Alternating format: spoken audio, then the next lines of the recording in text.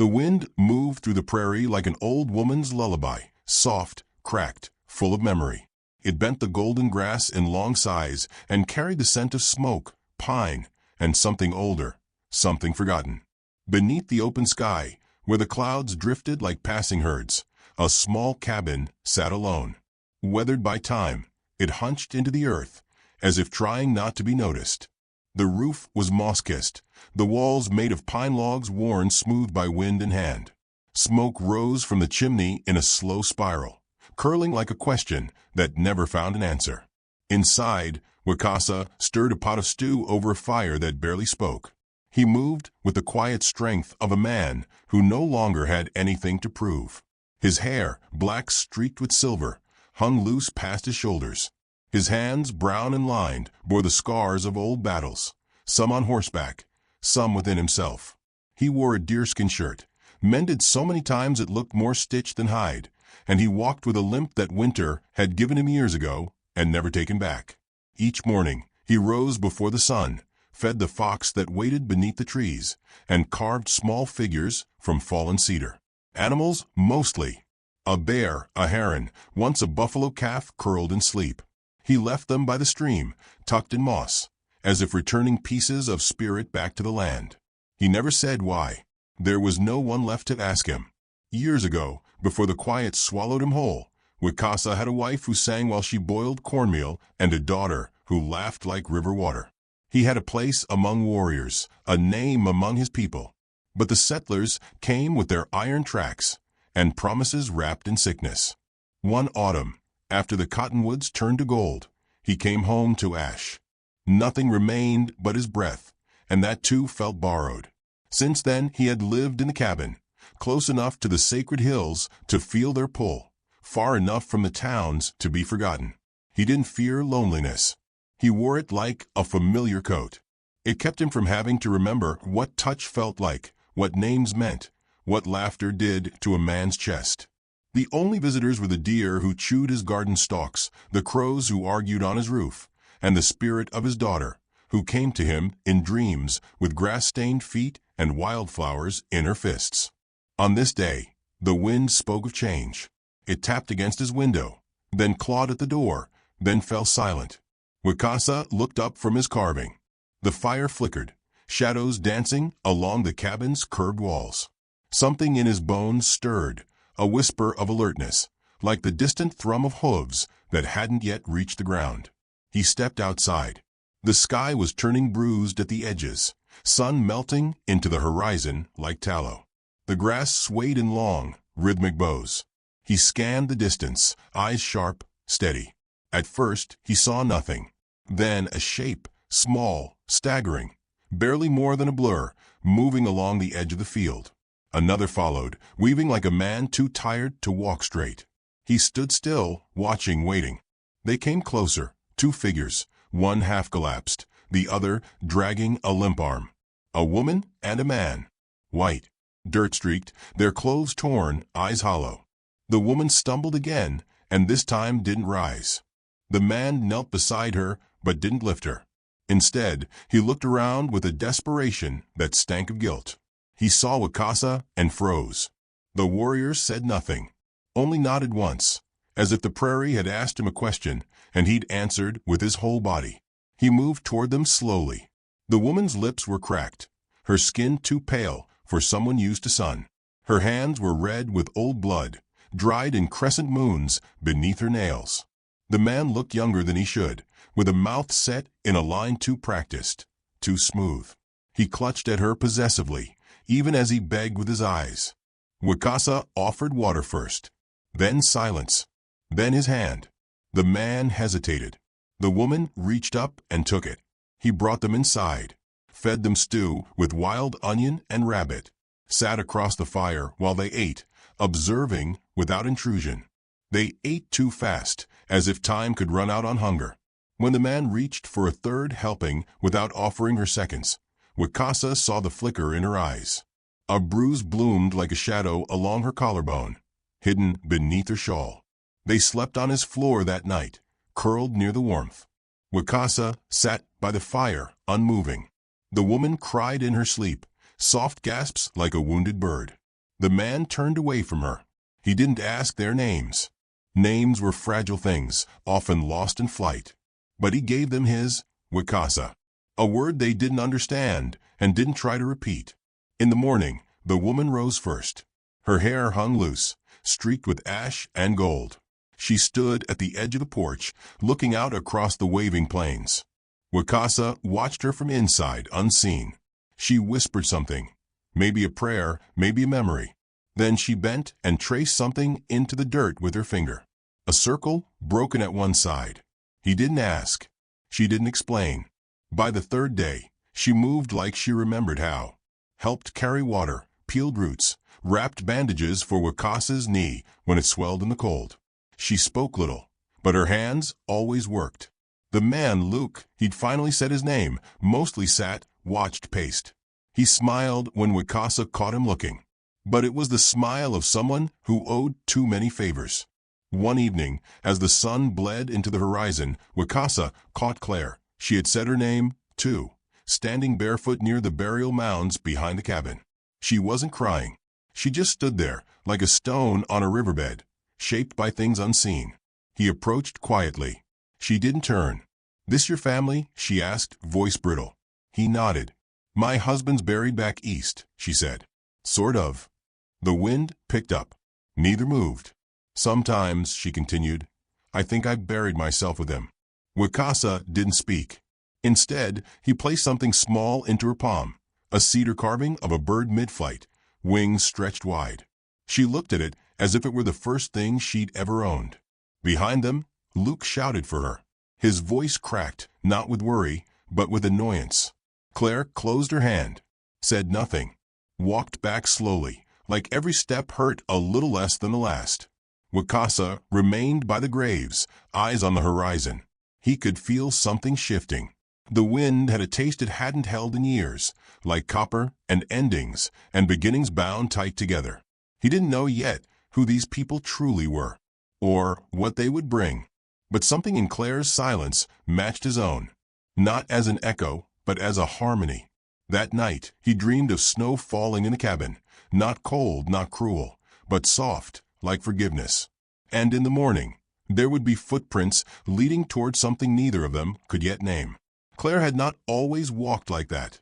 Like every step was a memory she didn't want to remember. But now, her feet moved with the caution of someone expecting the earth to betray her. She held herself like a woman stitched together with apologies, and the wind didn't rustle her hair so much as it tried to carry her off. Inside the cabin, she sat near the hearth, her hands trembling slightly as she peeled potato with a borrowed knife. The firelight painted her skin in gold and shadow, and every so often, she would glance at the door as though waiting for it to swing wide in accusation. Her eyes were blue, but dulled, like glass rubbed too many times with a coarse cloth. Wicasa noticed she never sat with her back exposed. She always chose the corner. Luke, the younger man who'd come with her, leaned against the table with one boot crossed over the other, arms folded in a performance of ease. His face held a sharpness that didn't belong to hardship but to pride, a smirk tucked behind his teeth, always ready. His coat was too fine for a wanderer, stitched with silver thread that caught the firelight in thin, greedy lines. "We won't stay long," he had said the second day, rubbing his jaw like it itched with lies. "Just until she's well." Wicasa nodded, not because he believed him, but because silence had a way of showing men who they truly were. That morning, Wicasa had watched Claire from a tree-lean. She was trying to draw water from the well, her hands red from cold, jaw clenched. The bucket slipped once, splashing mud across her skirts, and she didn't curse, only stood very still, blinking rapidly, the way some women did just before they broke. He stepped forward then, took the rope in silence, drew the water up, and set it gently beside her. She looked at him like someone remembering how to look at another human being. "I wasn't always so helpless," she said quietly, not as confession, but as protest. Wicasa's voice was low, barely wind. No one helpless draws water from frozen ground. She held his gaze a moment longer than she should have, then picked up the bucket and walked back inside. But that afternoon, she left a cup of honey tea by his carving stool without a word. Luke didn't like Wicasa. He didn't say it outright. Men like him rarely did, but it swam behind his gestures. The way he always kept one hand near his belt. The way he laughed too loud when speaking to Claire. The way his eyes slid over Wicasa's skin like it was something foreign and beneath him. Still, he smiled when spoken to. Told stories about growing up along the Mississippi, about riding with traders, about fights he claimed to have won. But none of the stories had roots. They drifted like tumbleweeds, never quite landing in truth. Claire and I, he said once over stew, we've been through a lot together. Lost everything, just about. But she's strong. Aren't you, darling? Claire looked down at her bowl. I suppose so. Later that night, Wicasa saw her outside, kneeling in the snow. She wasn't crying, just staring at the sky, as if trying to read it. She stood after a long while and walked back in, leaving behind a small shape pressed into the snow, a child's handprint, delicate and perfect, though no child had been near. The days passed like water through cracked hands. Claire worked beside Wicasa sometimes, wordless and steady. He showed her how to bundle kindling with sap strips, how to check snares without startling the forest. She learned quickly, not because she was eager, but because she needed to know something that didn't hurt. Once, he caught her tracing the grain of his work table, eyes unfocused. You carve these? She asked, fingers pausing on a tiny figure, a doe poised as if about to flee. He nodded, to remember what the land gave. She smiled, faint and short-lived, but it softened her face. Beautiful, she whispered, as though saying it too loud might make it untrue. Luke grew restless. He wandered off for hours, returning with excuses that didn't match the dirt on his boots. He'd shoot glares toward Claire when he thought no one saw. Once, Wicasa heard raised voices from behind the cabin. Luke's hiss like a snake, Claire's reply barely more than breath. You think this place is a blessing? It's a cage, Luke said later, throwing a bottle onto the dirt floor. He's not your savior. He's a ghost. Claire said nothing, just swept the shards into a cloth and handed them to Wicasa without apology, her fingers red from the edges. That night, Wicasa placed a small carving on her bedroll, an elk, head lifted toward unseen danger. When she found it, she didn't ask why, but she kept it in her pocket from then on. The air grew colder. Trees wore frost like sorrow. And yet, inside the cabin, something had changed. Not warmth, not yet, but possibility. One evening, as the last of the stew boiled and the fire crackled in rhythm with the wind, Claire lingered by the flames long after Luke had gone to sleep. She held a mug between her hands and stared into the coals like they were confessing things she wasn't ready to say. I was a preacher's wife, she said at last, voice thin with dust and remembering. He was kind at first, gave sermons that made the women cry and the men clench their fists. Then came the drought, then the debt, and he changed. Wicasa didn't move, didn't blink. Luke came after, she continued, a bitter smile ghosting her lips. He wasn't better, just different, less cruel with fists, more with words. She looked up. Her eyes shimmered not with tears, but with the effort it took to hold them back. I'm tired, she said, tired in my bones. Wicasa nodded slowly. Rest then. Tomorrow waits. As she rose to go, her hand brushed his arm. A moment. Nothing more. But it stayed in the air long after she'd gone. When the cabin was quiet again, Wicasa looked into the fire and saw not flames, but footprints in snow. A trail leading toward something fragile and real. He knew then that this woman had not come here by accident. That some paths, though crooked and cruel, led to the very place you were meant to mend. Outside, a soft snow began to fall, silent as breath. And in the distance, the first cry of a lone wolf pierced the sky, unanswered, for now. The days folded into each other like worn pages in a prayer book. Snow came more often now, cloaking the plains in silence. It hung from the eaves of the cabin and softened the bones of the land. Time moved slower in the cold, as though the world itself was holding its breath. Claire had begun to hum again. Only sometimes, faint melodies that rose from her throat like the fragile wings of a bird unsure of the sky. Wicasa never asked what she was humming. He only listened, still as a pine, letting the sound settle deep into the walls of his solitude. She worked with him now, not beside, but with. Together they chopped wood, fetched water, mended the chicken coop where frost had crept in like a thief. She asked questions. He answered without flourish. Sometimes she laughed, startled by the shape of the sound in her mouth, like she'd forgotten she still could. Luke had grown quieter, though not in the way that made peace. He watched her, always watched, as if she were a coin he'd lost in the snow. His smiles thinned. His words turned sharper at the edges. But Claire no longer bent under them. She turned, instead, to Wicasa. It began with the sharing of small things. A strip of leather to patch her boot. A cedar leaf folded in her palm when her cough returned. The quiet offering of his coat on a day when the wind cut like glass. He never touched her skin, not directly, but she began to carry the warmth of his presence like a shawl. One afternoon, while the snow whispered against the windows, Wicasa sat carving near the fire. Claire watched from a table. Fingers paused over her stitching. "What are you making?" she asked. He held up the figure, partially shaped, still rough at the edges. A bird in mid-turn, wings curved like a question. "I don't know yet," he said. She smiled. "Then it's becoming something." Wicasa glanced up, his eyes catching hers for a breath too long. She looked away, but not far. Something passed between them. Not desire, not yet. Something quieter. Recognition, perhaps. Or the comfort of being seen and not needing to explain. That night, Claire found the carving by her bedroll. Finished now. A robin in flight, wings open, chest full of forward motion. She didn't ask if it was for her.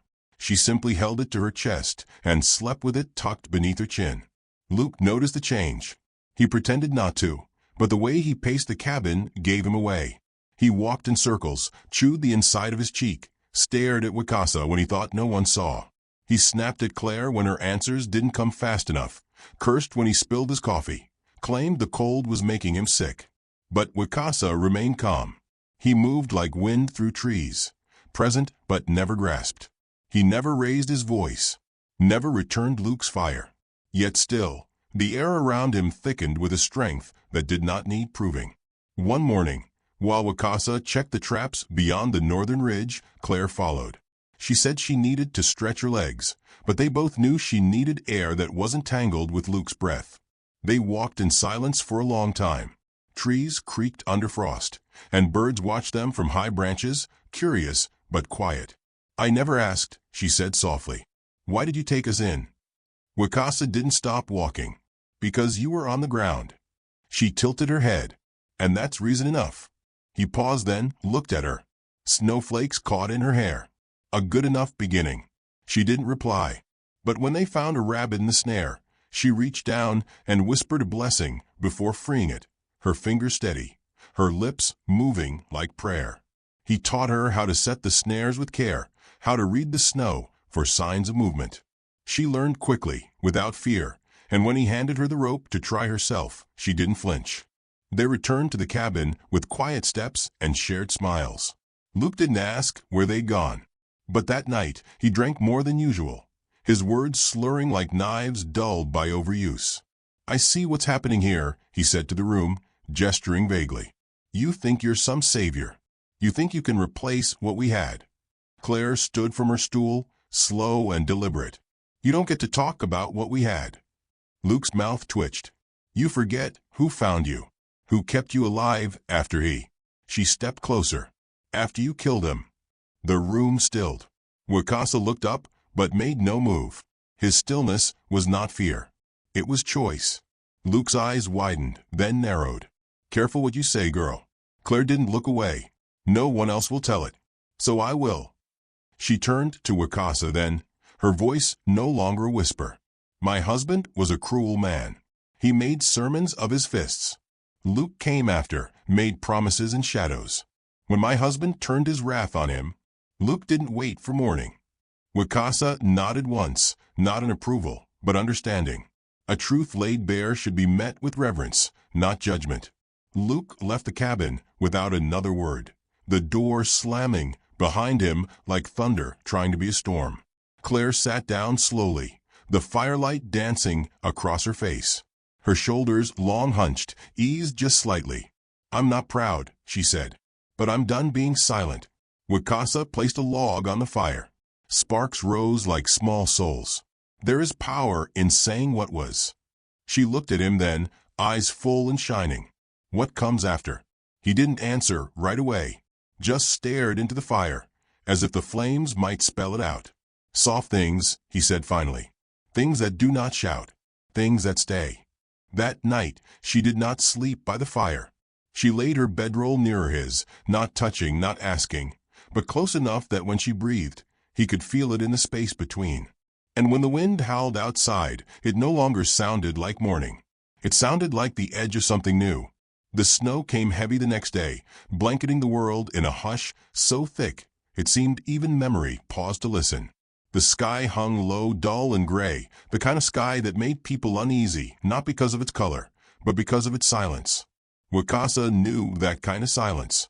It was the same that settled over a battlefield just before the charge. Luke was gone by midday. No word, no goodbye. Just his coat missing from the hook, and his tracks disappearing into the white. Claire didn't ask where he'd gone. She only stood at the window long enough to watch the wind erase his trail. "He'll be back," Wicasa said, not as warning, but as weather. Claire didn't argue. She sat down, pulled the mending basket into her lap, and began sewing a tear in his blanket that hadn't mattered until now. 2 days passed. They lived in the rhythm they had made together. Quiet, deliberate. Wicasa showed her how to smoke meat over low heat, how to tie knots that could hold against a bucking wind. She moved through the cabin like someone learning the shape of her own body again, as if each task gave her a piece of herself she hadn't known was missing. But the wind kept changing. It blew from the south one night, warm and strange, carrying scents that didn't belong to snow or pine. Wicasa stepped outside and closed his eyes. Horses, leather, iron, something sour beneath it all, like blood and betrayal. He didn't tell her that night. He simply double-checked the latch on the barn and sharpened the knife he used for whittling. The next morning, they came. 3 men on horseback, all strangers. Thick coats, rifles across their backs, faces hidden beneath the kind of hats that shade more than sun. Claire stood behind Wicasa as he opened the door. She didn't gasp, but her breath stilled in her throat. "We're looking for a man," one of them said, voice flat and practiced. "Young, wire thin, answers to Luke or nothing at all." Wicasa met his gaze with the calm of a man who's seen death and knows how to shake its hand. "He's not here." The second man spat into the snow. "That's a funny answer." "Because he told us he'd be." Claire stiffened. Wicasa could feel her behind him, tense as a bowstring. "Traded us your name," the third one added. "Said you were hiding something worth gold." Wicasa said nothing, only stepped forward, slow and steady, so they'd have to see the way the ground belonged to him. His silence unsettled them more than a threat ever could. "He's a liar," Claire said suddenly, stepping into view. "He lied about everything. Whatever he promised you, it's dust." The man in front narrowed his eyes. "And you are?" Someone who stopped being afraid of him. That gave them pause. Wicasa could see it, the shifting uncertainty, the moment where money and morality wrestled behind their eyes. "He told us this place was his," the second man said. Claire shook her head. "He's never owned anything he didn't break." The men looked at each other, something unspoken passing between them. "Then he's not worth the trouble," the first said, turning his horse. "But if he shows up again, let him know we're still owed." The others followed, their horses kicking up slush. No shots fired, no threats left behind. Just tracks in the snow, and a name dropped like a stone into deep water. Claire stood still until the sound of hooves vanished.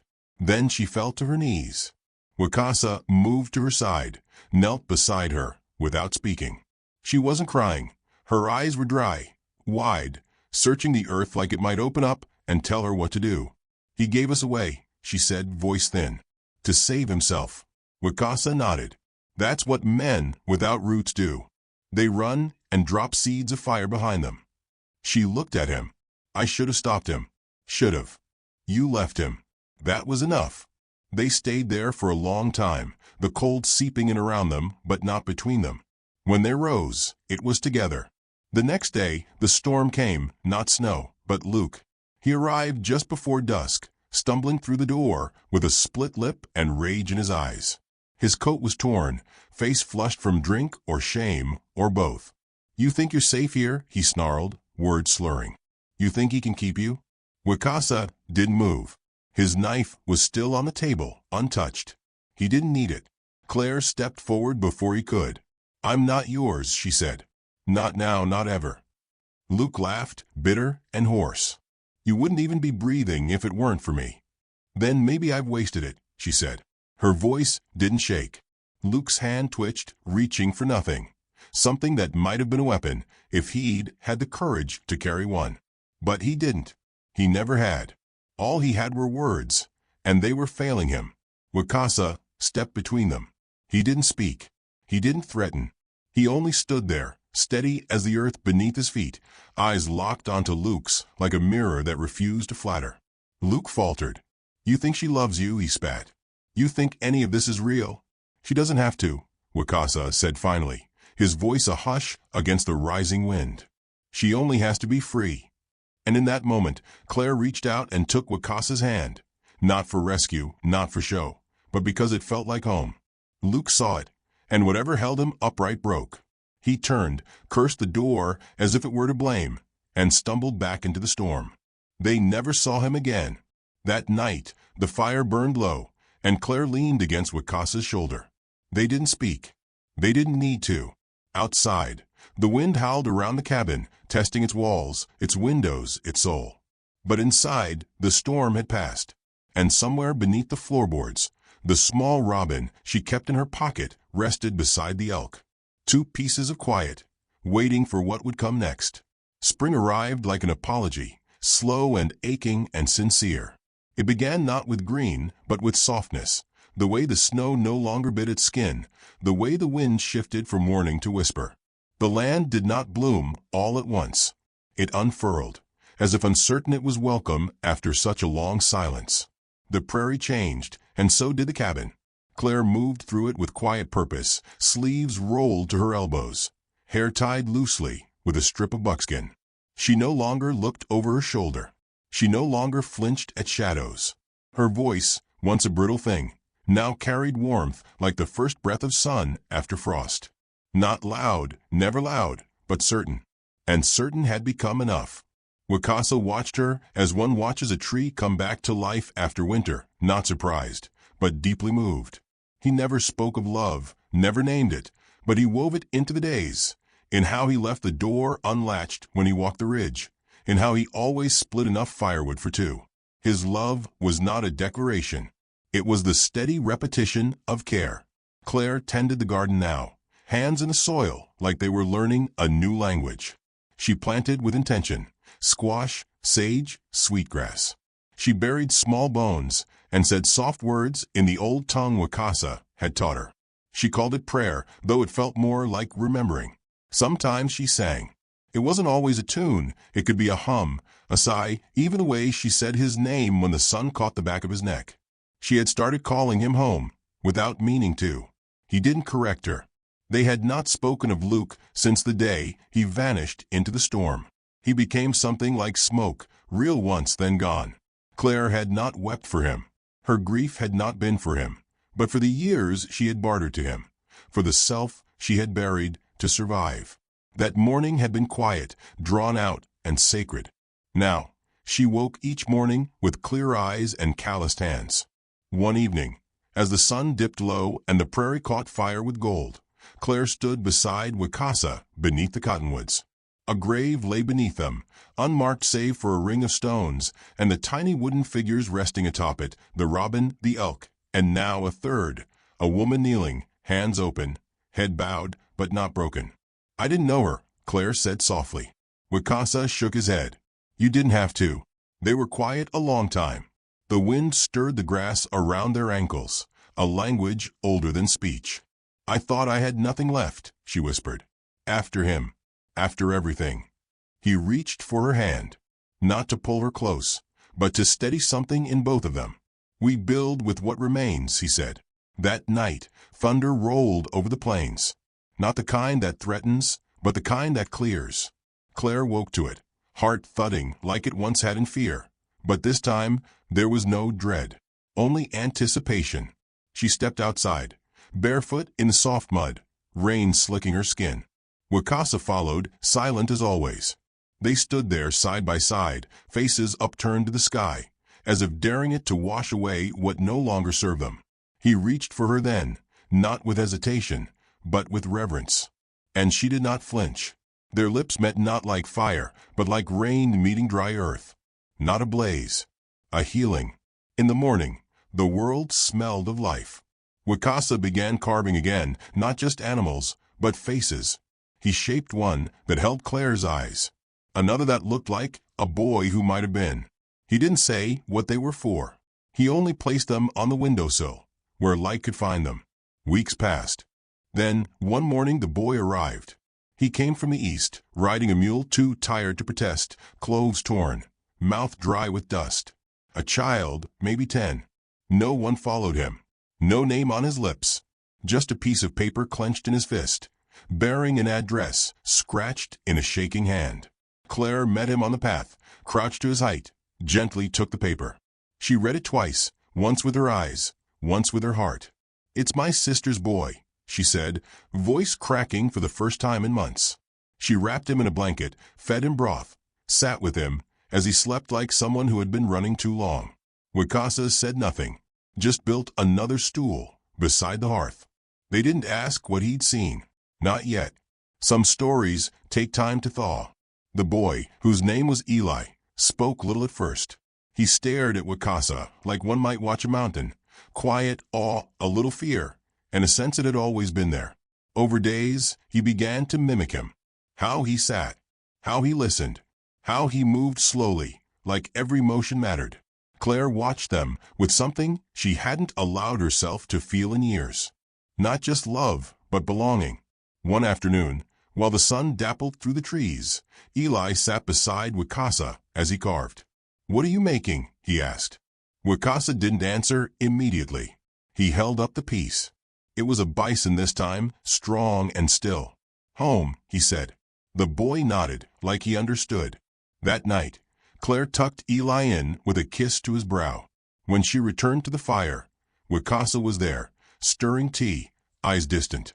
She wrapped her arms around him from behind, face pressed between his shoulder blades. "Is this real?" she asked. He took her hand and placed it on his chest, over the steady thrum of his heart. "This is what's real."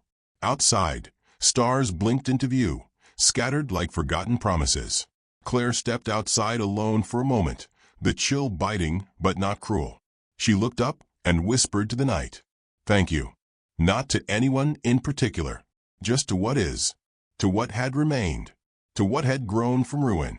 And somewhere in the dark, far beyond sight, the storm that had once tried to claim her was gone for good, its bones buried beneath the soil, and from that place wildflowers would rise.